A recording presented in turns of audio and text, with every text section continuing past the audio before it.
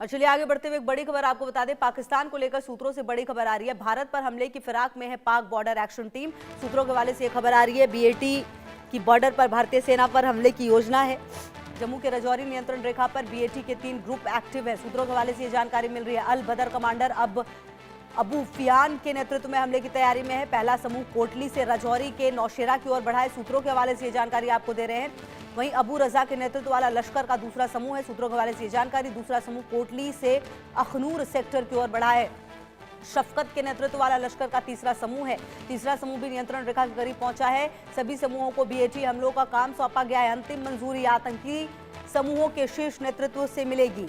तो आप और अजय जांडियाल हमारे सहयोगी ज्यादा जानकारी के लिए इसी खबर पर हमारे साथ। अजय, क्या जानकारी मिल पा रही है? ये कहा जा रहा है कि 3 ग्रुप्स हैं जो कि बढ़ रहे हैं भारत की नियंत्रण रेखा की तरफ।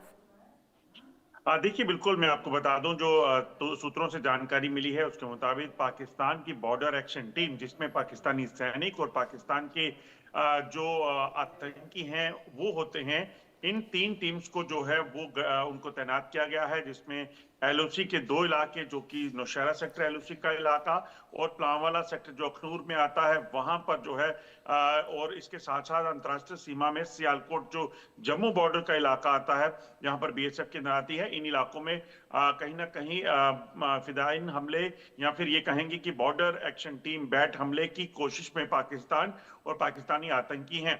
खुफिया सूत्रों को मिली जानकारी के मुताबिक अबू फयान नाम का आतंकी, जो अलबद्र आतंकी संगठन का है, उसे जो है कोटली से नौशहरा सेक्टर एलओसी के इलाके के सामने जो पाकिस्तान के कब्जे वाला कश्मीर है, वहां पाकिस्तानी सेना के आसपास जो है उसे रखा गया है अपने साथियों के सहित। इसी तरह से जो जानकारी है, अबू रजा नाम का एक आतंकी जो लश्कर तैयबा का है, उसे प्लांवाला सेक्टर में जो है वो रखा गया है और वो अपने साथियों के साथ पाकिस्तानी सेना के साथ मिलकर बैट हमलों को अंजाम देने की कोशिश कर सकता है। जबकि तीसरा जो आतंकी है, शफकत नाम का जो कमांडर है लश्कर का, उसे जो है वो कोटली से सियालकोट सेक्टर जो पंजाब में पड़ता है और अंतर्राष्ट्रीय सीमा से सटा हुआ है, वहां पर जो है वो रखा गया है। आपको बताऊं, ये पहला मौका नहीं होगा कि इस तरह से बैट हमलों की साजिश पाकिस्तान कर रहा हो। इससे पहले भी आप देखें तो कई बार बॉर्डर पर एलओसी पर जो है वो बैट हमले पाकिस्तानी सेना की तरफ से किए गए हैं और बाद में नाम ऐसे ही आतंकियों का लगाया जाता है, मगर पाकिस्तानी सेना के जो एसएसजी कमांडोज हैं उनकी जो है वो सरबराही में ये पूरे बैट टीम्स जो है वो पाकिस्तान ने बनाई है।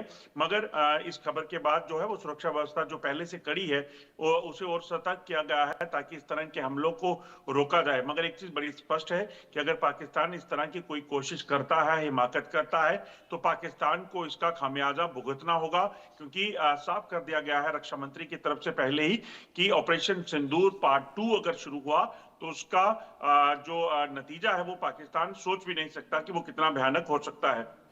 बिल्कुल। और कहीं ना कहीं जिस तरह से कहा यह भी जा रहा है अजय कि ये जो तीनों ग्रुप्स हैं वो लगातार आगे बढ़ रहे हैं और आतंकी जो हैं उनके अब कहीं ना कहीं सलाह मशवरे का इंतजार है। हमने लगातार देखा है अजय कि जब जब इस तरह की घटना भारत में हुई है, जो आतंकवादी है सरहद पार, उनको एक एक डिटेल्स रहती है, वो पल पल लीड करते रहते हैं, चाहे माध्यम कैसा भी रहा हो। ऐसे में इस बार जो तकनीक अपनाई जा रही है इनकी तरफ से, वो कौन से आतंकवादी है जिनकी तरफ से इनको जो है मैसेजेस दिए जा रहे हैं? क्योंकि कभी हमने ये भी देखा है कि उनको स्कूबा डाइविंग भी सिखाई गई थी, कल हमने वो भी दिखाई थी तस्वीर। कहीं ना कहीं आतंकवादियों को पूरी तरह से ट्रेंड किया गया है। लगातार कहा जा रहा है कि स्लीपर सेल्स 1000 के 1000 रेडी हैं भारत में घुसने के लिए। एक ऐसा ऑडियो भी वायरल हुआ था।